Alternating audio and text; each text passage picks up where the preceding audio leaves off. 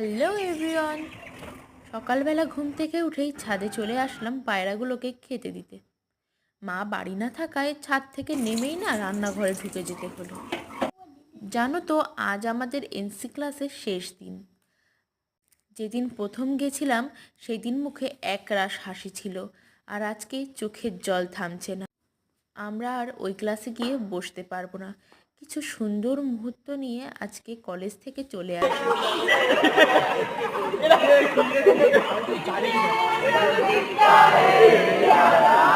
এনসিসির dress আর কোনো দিনও গায়ে দিতে পারবো না।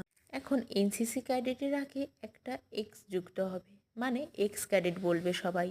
সেই ক্যাম্প, স্যারদের সাথে কথা বলা, এগুলোকে হয়তো আর ফিরে পাবো না।